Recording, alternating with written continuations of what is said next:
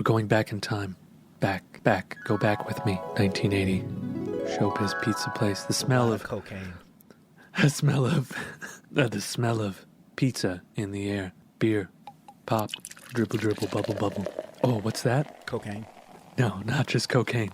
Cigarette. Stale cigarette smell from parents smoking in the background. A loud, fat man just laughing and blowharding as they do back in the 80s and 90s. Mustaches. Pimples from the teenagers that are running the pizza shop. Oh, yes, animatronics. Hearing the cling and the clang and the really shitty jokes coming from these animatronic puppets. And then grabbing the steel, the slides, possibly the things that could very well give you tetanus. We're talking about Showbiz Pizza Place. Showbiz Pizza Place. Ladies and gentlemen, the world's most advanced entertainment has now joined forces with the world's finest pizza.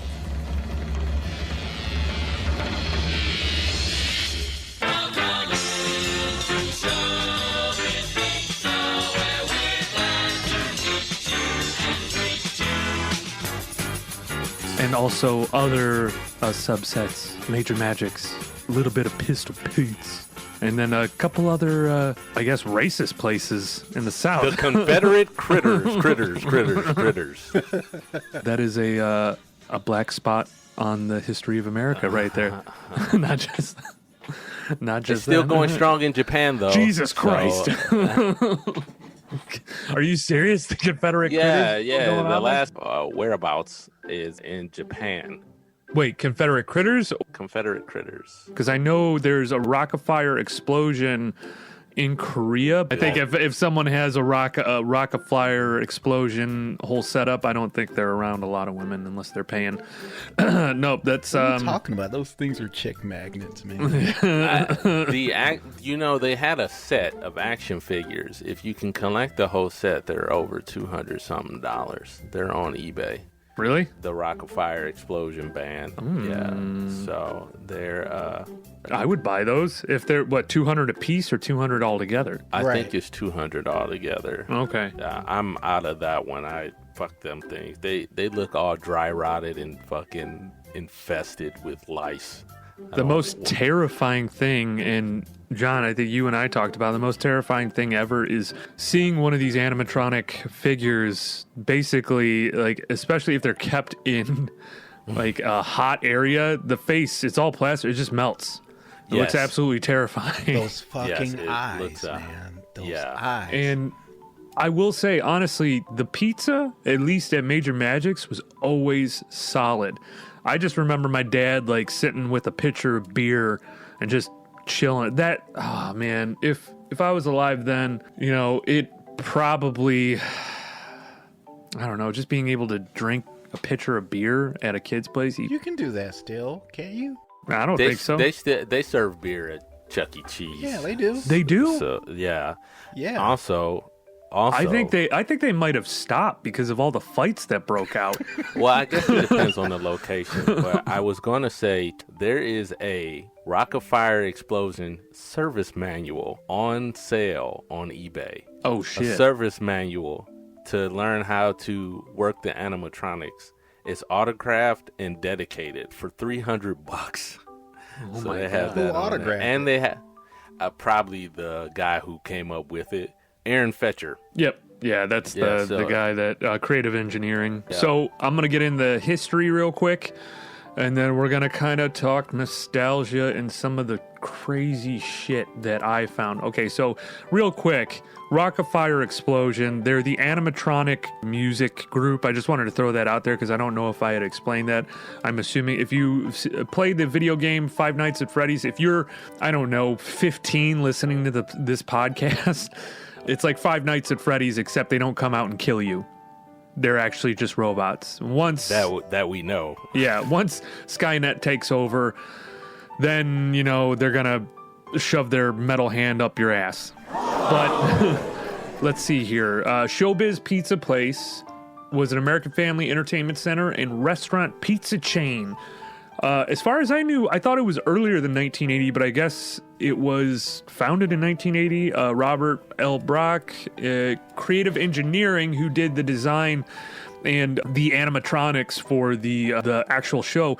And at the time, too, I think almost all their songs were all originals, as far as I know, when they were doing that stuff. It's basically, it entertained guests through a large selection of arcade games, coin-operated rides, animatronic stage. Like, most of this stuff was held together. The rides were held together with bubblegum and, like, thimbles. I don't know.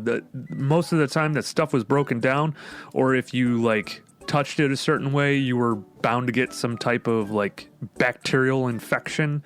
Fuck, man. It's not meant to be, because when we were kids, we didn't care about that.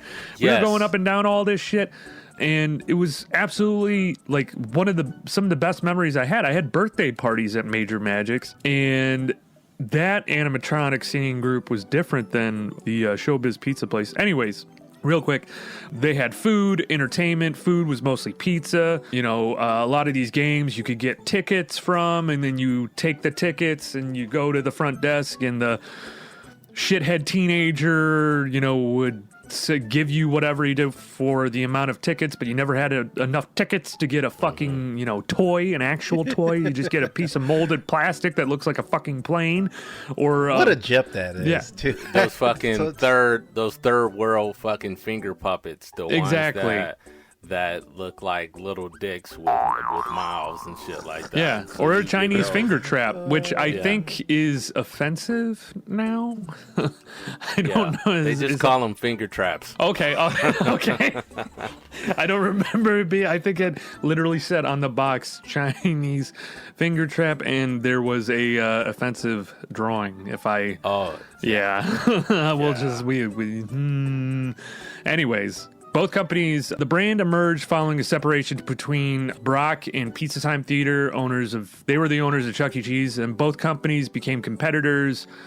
They both found early success. Other companies branched out from this. I thought maybe they were all under the moniker of Showbiz Pizza Place, but what ended up happening was Showbiz Pizza Place were all rebranded as Chuck E. Cheese's. Pizza Time Theater's bankruptcy, they filed in 1984, and then they merged after that, was able to franchise these out. That was part of the court settlement. And so Chuck E. Cheese basically became that. I'll be honest with you, I don't think we're going to talk much about Chuck E. Cheese. I hated Chuck E. Cheese. Really? I love Chuck E. Cheese. There's a brief history that I did want to touch on. Oh, yes, please. Chuck E. Cheese. Please do. And it started with a guy by the name of Nolan Bushnell, who grew up in Utah and earned his degree in electrical engineering. So what he wanted to do was incorporate a pizza restaurant with a Disney-esque type entertainment. So that was the idea for Chuck E. Cheese becoming what it has become today. Can I ask, did he have the vision of Chuck E. Cheese being like a Brooklyn mobster type? It's like when you watch the old videos from like the early 80s, the way that he's talking is like, nah, you see, we're gonna put Stovey in the back of the car, and we're gonna take a little ride here. We're gonna take him to the ball pit, and he'll never be seen again. See? So Chucky was supposed to be like pretty much how Chuck E. Cheese was established. Charles Edward Cheese. Yeah, that's what Chuck is. But Esquire. Yeah, the idea of Chuck E. Cheese was he was the big boss or some shit like that. I'm paraphrasing because I don't want to go too deep into this whole thing. But Bushnell thought it was going to compete with Disney because originally Bushnell thought he was going to go from Utah to California, right, to become like a Disney engineer. And he thought of all of this to compete with Disney. And the name of the original Chuck E. Cheese costume was called Ricky Rat. And Ricky Rat. They should have stuck with that. The Ricky Rat. But he said, well, he thought it was too close to Mickey Mouse. So he changed it because of the legality of it. But yeah, it was supposed to compete with Disney. So wait, is Charles Edward Cheese, is he a mouse or a rat? He's a mouse. He's a mouse? Because I was going to say, Ricky Rat, most people equate rats with, like disgusting vermin, Black Plague. So I think it would be hard to sell Ricky the Rat as a someone that serves pizza. Well, in Underground Comics, there's a Mickey the Rat, and that does a lot better than the fucking mouse. If you follow that shit. Now that we're talking about the names of these animatronic characters, they do sound like they could be mobster names. Ricky the Rat. Oh yeah, Billy Bob Bracale. He's the big brown fat bear. Looney Bird.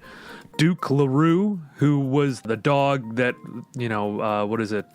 Major Tom type, I guess, thing. He was from outer space. There's Fats Geronimo, who is a gorilla. A parody of real life entertainers Fats Domino and Ray Charles. He is the only black animal, which I was kind of like. I think they made a bad choice. Choices were made, decisions that probably they will regret right now, but it's okay. I think they're in the documentary that I watched too. I think the person that bought one of them that was in Korea ended up wanting to switch it to a tan gorilla. A tan gorilla? Yeah. It shouldn't matter. I mean, they had because one of these Major Magic had an alligator that damn near was a close resemblance to Barry White. So we'll oh shit, I don't remember that. The alligator didn't have hair, but the way it was dressed, it almost looked like it was Barry White. Because I remember that growing up. So that fucking alligator and fucking wearing diamond rings and shit on his fingers. Christ. Leopard print? Yeah. Oh my god. He played the piano too. Oh shit. Okay. Yeah. Well, there's Beach Bear, Mitzi Mozzarella, Rolf D. Wolf, and Earl Schmerl, which I'll be honest with you, that's the comedy act. Yeah. Yeah. That sounds a little. God, I'm not even gonna get into this. It's just animatronic doing ventriloquism.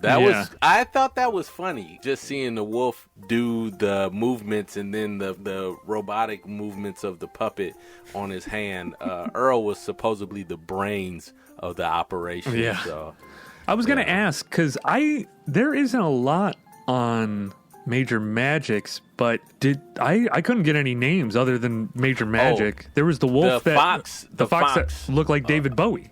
Yes. So the fox's name, I saw it the other day, and is it weird that I used to get a boner? Yes. For the fox? Yeah, but I didn't know if the fox was a male or a female. I thought you meant for the cheerleader. Sexually confused.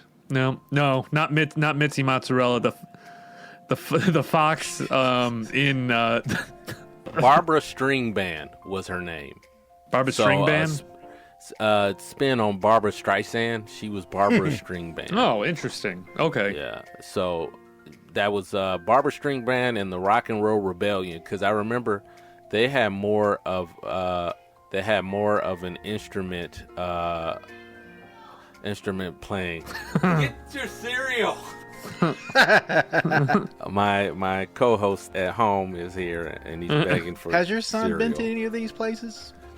Chuck E. Cheese, yes. He's been to Chuck E. Cheese, and we'll go there to play the arcade games, because the one game that I always liked from Chuck E. Cheese was, and I don't know if you guys remember it, it was the alligator whack-a-mole game. Oh, I was just going to say whack-a-mole.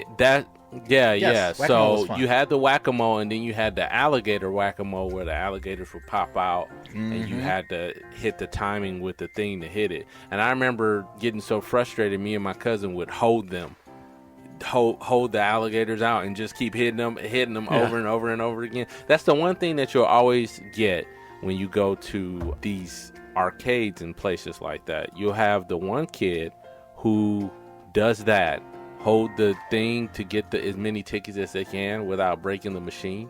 Oh shit! Yeah, I used to do that with Big Bertha. Yes, yeah, Big Bertha. I remember that one. And then you always had the kid who, regardless of what the pus-filled faced teenager would say, like, "Hey, don't go up on stage." Always one kid that would go behind the curtain to see what these things were doing. Man, you don't understand, John. They're sloshed. They're like filled with candy and fucking pop. So they get on. That's their Woodstock. The people that worked there always remind me of the one kid from The Simpsons. oh, you're not supposed to do that. Oh yeah, the little pimple, the pimple teenager character. Yes, but it's exactly. like all those places are like carnivals without really adult supervision because all the adults are getting sloshed off beer. Exactly. They were drinking beer. That's why I was like earlier in the episode, that's literally what my dad did. He would just like fucking smoke cigarettes and drink beer and laugh like the one thing I do remember, like the arcade games. So you couldn't get tickets from those, but that's where I think I brought it up in one of our earlier episodes, the Mortal Kombat one. Like that's where I played Mortal Kombat for the first time in the arcade. They also had Major Magics. Wow. Yep, they had that and the Simpsons game. I always played the Simpsons game. Sergeant Pepperoni. He was the big fat walrus, wasn't he? Well, you got Sergeant Pepperoni, Burley Hives, Singing Sam, Barbara, we said this one already, Barbara Strings Band, and Major Magic himself. So it's not that many characters. I think Burley Hive is the one you're talking about. Burley Hive. He's the big fat walrus, the one that plays saxophone. Yeah, saxophone. You're right. No, Burley Hives is like the bear who plays the banjo. Yep. Yes. Yeah. So you're right. Does any of this remind you guys of the Great Country Bear Jamboree from Disney? Jesus, a little bit. I remember my mom pulled me into that shit, and I'm like, I don't want to do this. I want to ride the haunted house again. Oh, is Major Magic the one where you can get on like the little train ride through? Yes. Oh, I do. Yes. See, Aaron, I was more Chuck E. Cheese, Showbiz, and you were. But yeah, I remember going to Major Magic and doing that. That was pretty fucking cool, man. I didn't know where there was a Showbiz pizza place around here. I thought they were either West Coast or whatnot, but there was also like places like Pistol Pete's, which it was kind of the same thing. That was the one that I went to was in Las Vegas, which they're closed too. And you'll notice a lot of these places are closed because kids, they just don't want to do it anymore. But I was going to talk about Rock-afire Explosion real quick. Actually, John, did you want to finish your little tidbit on Chuck E. Cheese? Because I know you were going through that. Well, all I was saying is that Chuck E. Cheese went through many reiterations. There was the Chuck E. Cheese in the tuxedo and the bowler hat that would come out, and, you know, he was pretty much the MC and stuff like that. When did he come out? Was that 70s? 80s, early 90s, I think. Oh, okay. It's like the one where it's like, he's going to hit your wife. Yeah. So you had that one. And then you had... Shut your mouth! Eat some pizza! And then you had the Chuck E. Cheese that wears the hockey t-shirt now. His son, or his grandson. Yes. So, I mean, it's gone through many reiterations. Because the first Chuck E. Cheese Pizza Time Theater, as it was called, was opened on May 17th, 1977 in San Jose, California. So that's the first time it really opened up. So I remember too, because now it's just arcade games again, but they did a little like, you remember Discovery Zone? Yes. Leaps and Bounds. They had the tunnels and everything for a little bit. Well, every place got rid of those other than McDonald's, which is kind of weird because they did tests on these things where it's like there's just shit all over the tunnels, like human feces. Whoa. They did test after test after test, and that's why they closed a lot of those places down, because kids were getting sick. Good old Mickey D's is hanging in there, though. Yeah, you get like a manager that's like fucking, in their 40s. It's probably 220 pounds, hates his kids, hates his wife, is drinking like a fifth of Scotch whiskey a day, and he has to go in there and clean it. He's not going to give a shit. He's probably going to take a shit. I used to love those tunnels, man. I loved them too. You're talking about McDonald's, but fucking McDonald's, man, like, you fuck around and get athlete's foot crawling through those easily. fucking tunnels. Oh, yeah. No, there were kids that I thought got like diphtheria or something going through there. Yeah, it's like Lord of the Flies when you go in that damn thing. Yeah. Shit, I thought you were going to say Outbreak, but yeah. Outbreak is even worse. Yeah. But I was going to talk a little bit about the Rock-afire Explosion, which was kind of the mainstay, which there's like this huge, I wouldn't say huge, but pretty big community around this. It's the animatronic animals that were in Showbiz Pizza Place. The show was created and manufactured by Aaron Fetcher. through creative engineering, Orlando, Florida. This documentary that I watched on the Rocket Fire explosion was basically talking about the fans, how this museum was set up for the band, and there was this dude, Thrash, who had bought it up and created his own little world because the real world was just so terrible for him. And it's going to get depressing here, folks, so bear with me.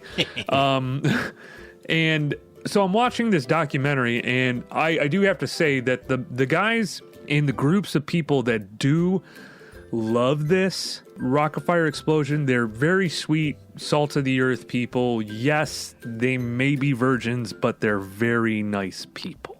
But there's nothing wrong with being a virgin. And, yeah, no, of course not. Nothing wrong with that. Anywho, Aaron Fetcher, the creator of this, the vibes that I got from him was, oh, this guy's totally full of shit. Everything. He's like, I wanted to move on, and, this is a big chapter in my life, but I wanted to move on. Maybe help with, the climate change and doing stuff like that. I'm like, dude, you're just looking for a new way to get, I don't know, puppet pussy. And Aaron, you're always so skeptical of. I am. Well, dude, I don't trust people. I trust you guys.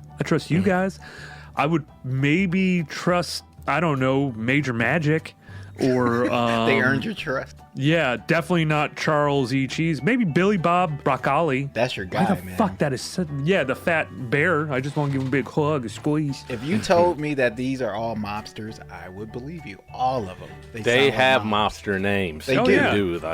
Yeah. Ratty the Ratmerson from Brooklyn. That's Geronimo. Still for Duke LaRue. From the Bronx. Yep, and then Billy Bob Broccoli. That's the big bear. But that that's a hitman name. That's a hit name. Oh yeah, he's gonna serve you pizza and then put a noose around your neck. Bury your ass in the ball pit. And so going through, it started in Orlando, Florida. They basically oversaw all the production of these animatronics. Now there's other characters that they did, I think, for other places. They ended up Showbiz Pizza when they rebranded. The band was replaced by the Chuck E. Cheese characters.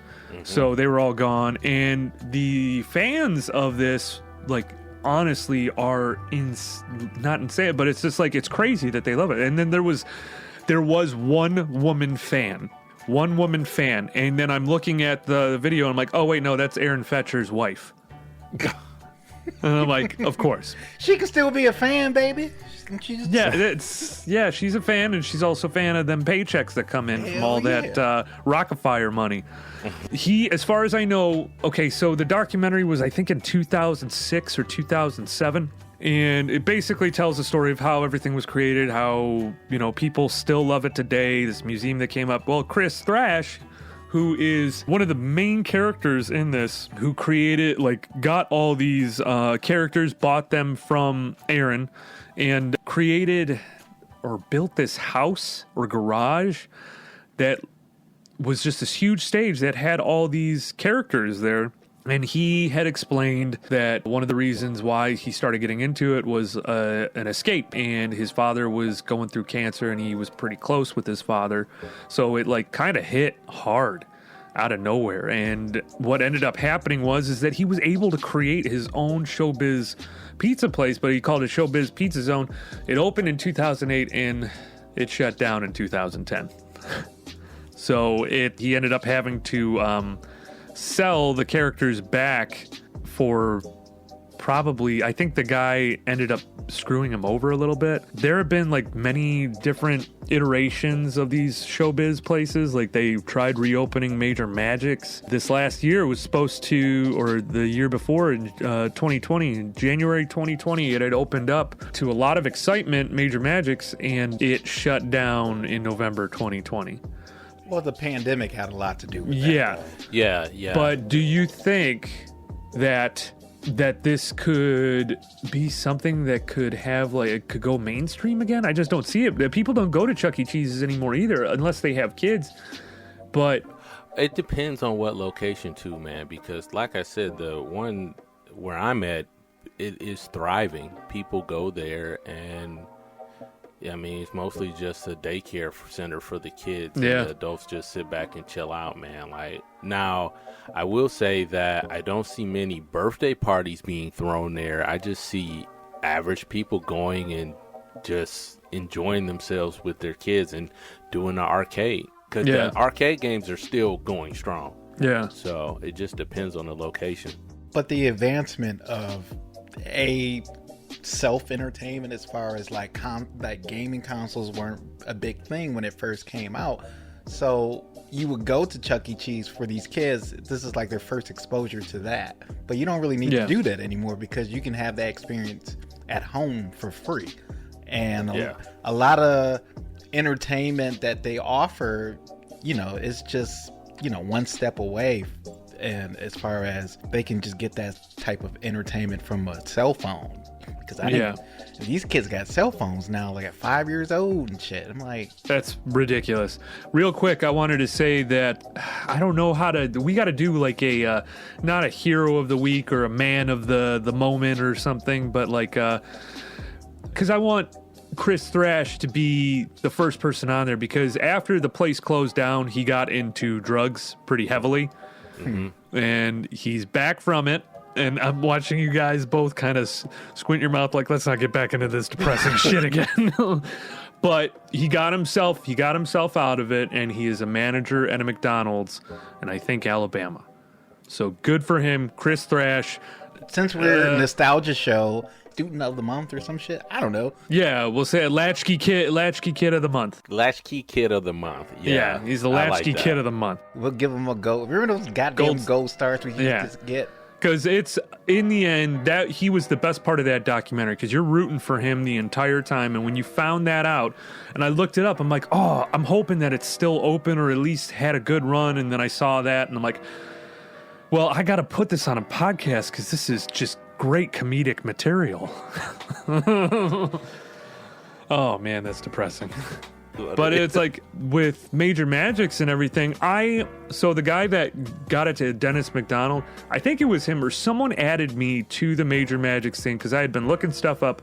I had liked something on their page, so they added me and were giving me updates like, hey, I'm trying to open a Major Magics location, like all this stuff. And like, if you look at it, I don't think he was prepared, because I guess there were a lot of people going. And the other day, we were supposed to record a couple days ago, but we couldn't. But John and I were looking at the reviews that it had, and some of them are really bad. And it's just like, there was like 3 people on staff for this whole building. And there was 1 repair guy, 1 cashier, and 1 cook, 1 waiter, and that was it. And everyone was like, this is garbage, and like the pizza sucks and all that stuff. And I'm like, but then you see the reviews from when they first started out, and it was just like awesome 5-star reviews. So I think everyone probably people underperformed, because then COVID was already here as far as I'm concerned. But February, then I think or March, they had to shut their doors, and then November they had just closed. Mm-hmm. So, and the thing about it is, we had a discussion as well about the pizza. What was your theory on the pizza? Oh, yeah, this is, ladies and gents, or mainly the ladies, yes, this is what we talk about in our off time, conspiracy theories revolving around Chuck E. Cheese's and whatnot. Doesn't it just make you so hot? Make that... No, you don't have to put that in. I was going to say, yes, I am wet. And the word moist. Moist. Why don't women like the word moist? I don't get it. I don't know. Because it sounds like you're talking about a fucking towelette. Oh, is that what it is? It's the obvious thing? Oh, I thought it was something more than that. There's the conspiracy theory, and I think I don't know if there's any other ones. The conspiracy theory that the pizza at Chuck E. Cheese is like, if someone doesn't eat a slice or whatnot, or 2 slices, and they leave it there, they repackage it, and like they put it with like a whole pizza, so it's different cuts and whatnot, or something weird. But if you look, and they explained it that, pizza can take different shapes. I'm like, not if you have a fucking pan. I don't know if you guys ever worked in a pizza shop before. I did. One day I did, delivering pizzas. One day you did? Yeah, I got fired. No shit. Well, when I cook pizza, it's like you get a pan, even if you have a just like a grate for like a thin pizza, you still shape it into what it is. These pizzas, when people took pictures of them, it looked like, you know, it was a large with a small, like the one slice was poked out and whatnot. So it's weird, but they have expressed that that is not the case, that these are fresh pizzas that they put out. The materials that they use, I don't know, they taste like shit. Every time I've had a Chuck E. Cheese pizza, it always tastes like shit. Yeah. Are you particular? I'm not really particular on pizza, man. I mean, it has to be. Are you fucking kidding me? Why, as a kid, does Chuck E. Cheese pizza taste so amazing, though? Pizza. Oh, I love pizza. I love pizza. The za. I love pizza. So there are most definitely different types of pizza. Like I do New York style. You can do like the old, like the Roma style from like Italy with, there's so many different takes on it. My favorite is the New York style. Even, Sbarro's tastes like shit now, but it used to be okay. I used to look forward to going to the mall because that's the only place we can find Sbarro's, and it was excellent. You're right. Back in the day, it was really good. In Michigan, I have a pizza place called Pizza Connection. You have Hungry Howie's, too. Hungry Howie's is good. Hungry Howie's. Hungry Howie's, Jets. Oh, fucking Jets, man. Yeah. Oh, my God. Buddies. Oh, Green Lantern. Oh, my God. There's so many. But Green Lantern is fantastic. You want to talk about greasy fucking goodness? Oh, my God. It's Green so good. Lantern is where it's at. Chuck E. Cheese was for me as a kid. No, it's like if you go anywhere, like, okay, you're like right now, you and I, we're going to go out, we're going to go to Chuck E. Cheese and get a fucking pizza and sit there in a booth. Okay. All right. $100. $100 says you won't do it. Go to Chuck E. Cheese? Yeah. Let's do it next weekend. Let's do it next weekend and go to Chuck E. Cheese. Wait, no, I'm going to be gone. Not to be that guy. Not to be that guy. Go right now, Not to be that guy. I'm ready. Hey, listen, not to be that guy. I do want to say that during the pandemic, the Chuck E. Cheese where I'm at, because I'm in California, so the Chuck E. Cheese where I'm at up the street, the way they survived is they turned into a straight pizza company at that point. Yeah. So what they did was $5 pizzas for sale. Like they did hot and ready's. Did they give away tickets with it too? I don't know if they gave away tickets. I just know that was the only way they survived the pandemic, was selling pizza like a normal pizza restaurant, like, which is smart. That and any other meals or food that they have on there. Yeah, you could get like DoorDash or something. You could get a pizza there. I'm like, what the fuck is Chuck E. Cheese doing on here? What is so bad about? Do you remember that, John? I remember Chuck E. See, the thing about it. Yes, you were going there for the games as a kid, the entertainment, hanging out with other kids. But the pizza was like a maybe okay. Look at it like this: am I gonna choose a Sergeant Pepperoni's in downtown Detroit? If I had a choice, Sergeant Pepperoni's. Oh, come on! Or Chuck E. Cheese? Of course not. No, come on. Of course not. Of course you're gonna pick. Okay, this is a good time to ask the audience. Whoever knows about Chuck E. Cheese pizza, was it good to you guys? Because I thought it was good. We could take a poll on Twitter. I've been doing polls like for the last couple of days. I had no problem with Chuck E. Cheese pizza, but then again, I'm an older guy now. The last time I had Chuck E. Cheese pizza was at a child's party, of course. Well, you never know. Yeah. But why were you there? For the games. Actually, I want to go on a quick side quest. So I know for a fact that there was a guy who posted on Facebook yard sale, or it was the marketplace.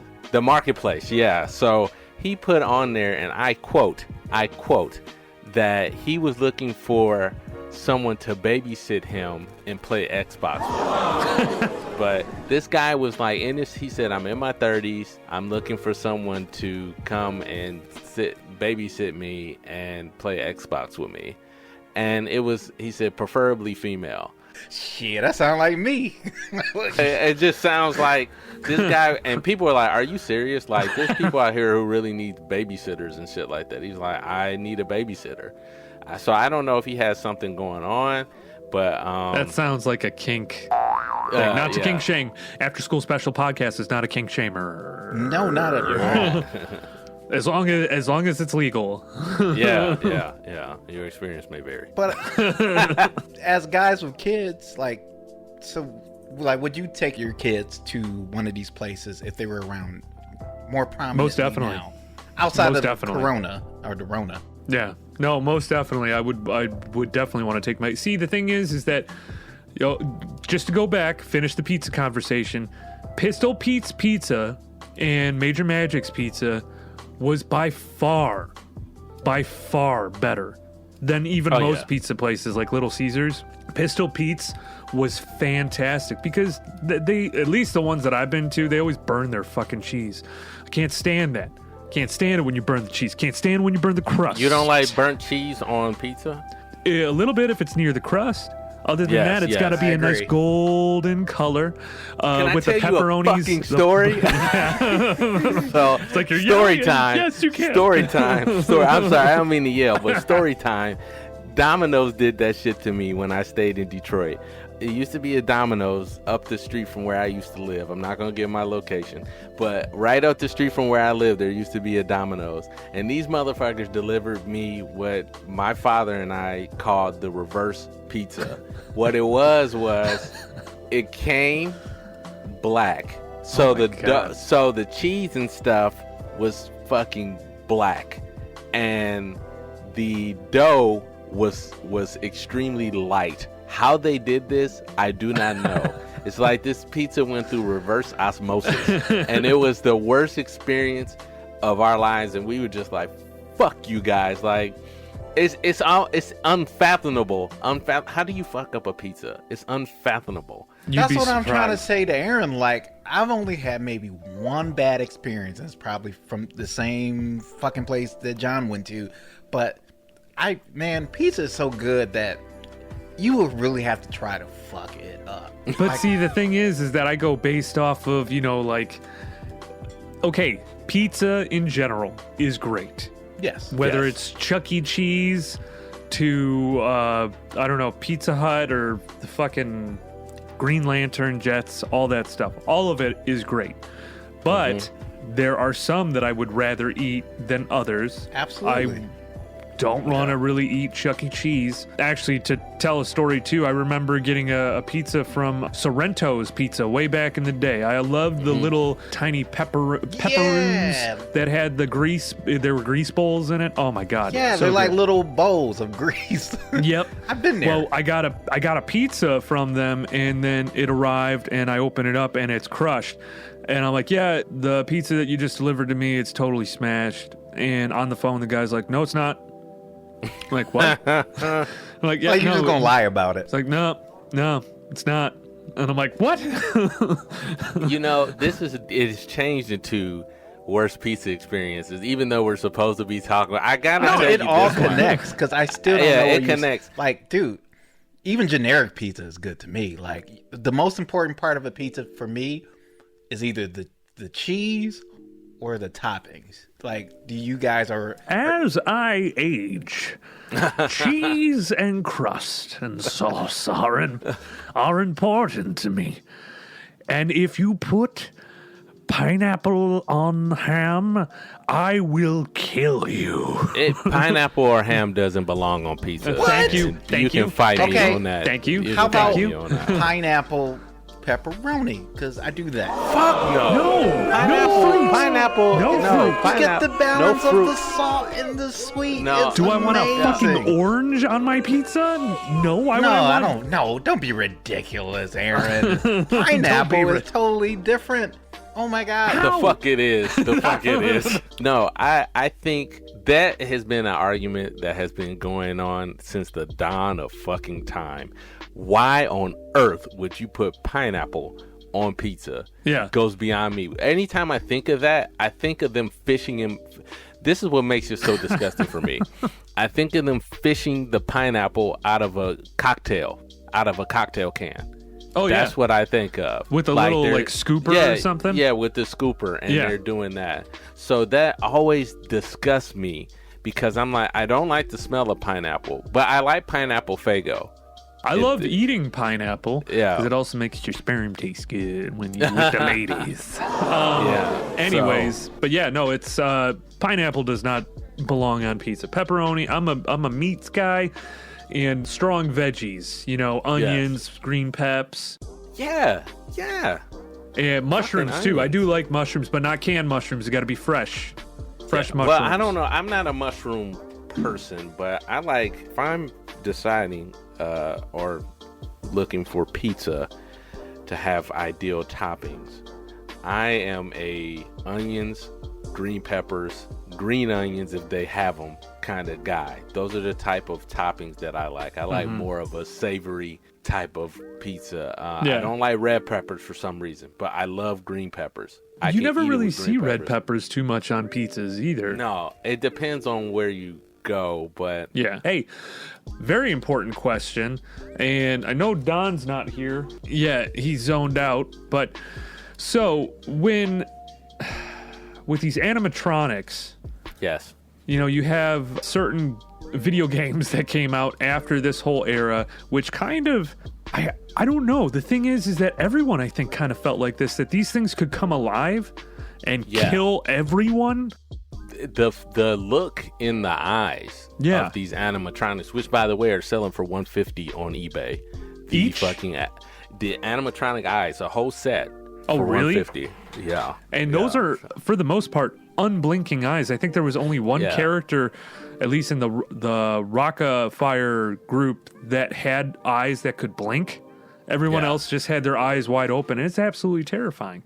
It's the game is called Five Nights at Freddy's, and it basically depicts you're a person in one of these places that's security guard, and these animatronic beings come to life and kill and eviscerate you.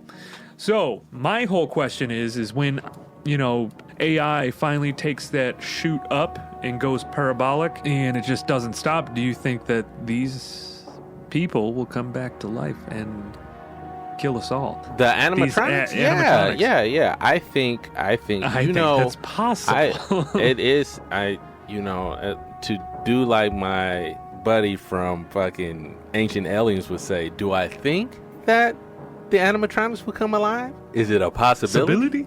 I don't know. Question within a question. Question within a question. Do I think it's a possibility? I don't know. Just answer the fucking question. Yeah, just fucking. Yes, we know it's a possibility. That's why we asked you. Yeah. So Don is out because it's a blackout over in his area. Oh, thank God it didn't happen here, because I would be so fucking pissed off.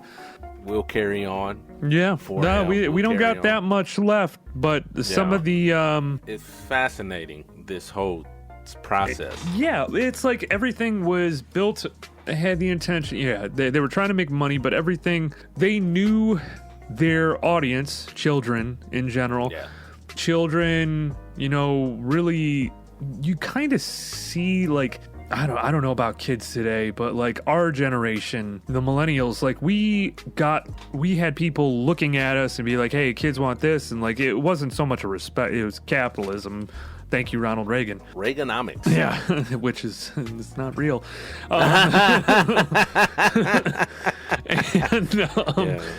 So it's just, I don't know what it was about our generation. It just seems so, people talk about things that happened in their past, but when it came to kids' entertainment, the 80s and the 90s was like fucking insane.